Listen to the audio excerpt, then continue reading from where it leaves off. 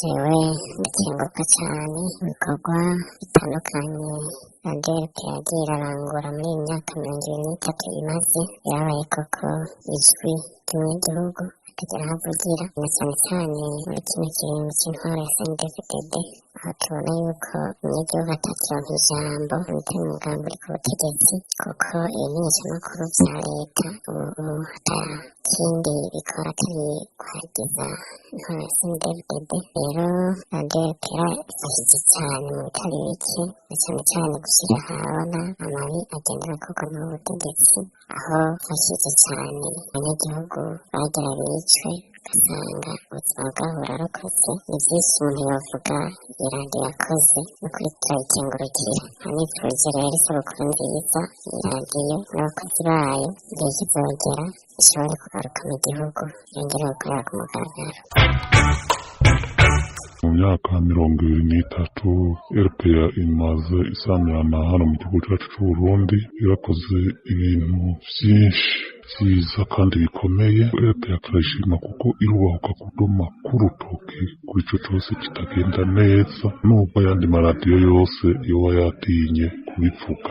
Nimba ari uwo inzego z'umutekano zishatse kunyurutsa, iradiyo RPA ntihengeshanya kumuvugira, kandi ugasanga uwo muntu ararenganuwe. Abantu benshi bararokoye ubuzima hejuru y'akamo iyo radiyo RPA yateye leta. Radiyo RPA rero kugeza ubu tuyisaba kuguma ku kivi, ibe ijisho ry'umunyagihugu, ivyo adashoboye kuvuga imushikire aho adashoboye gushika.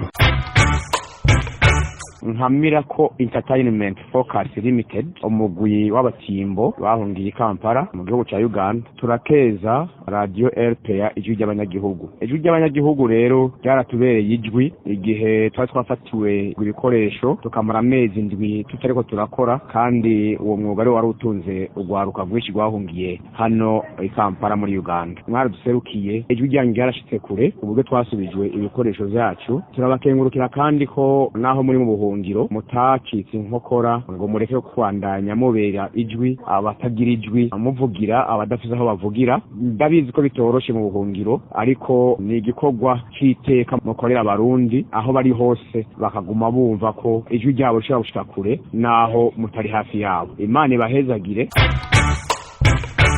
Jewe nk'umurundi, RPA rifitiye akamaro kanini iyo ndayumvirije, numva mu gihugu hagati vyerekeranye n'umutekano uko vyifashe. Nibuka ko 2015 ariho ubutegetsi bwa Perezida Nkurunziza bwaturira inzu RPA ijwi ry'abanyagihugu ikoreramwo, bazira ugushira ahabona ibikorwa vy'ubutegetsi bwa Perezida Nkurunziza yakorera abarundi.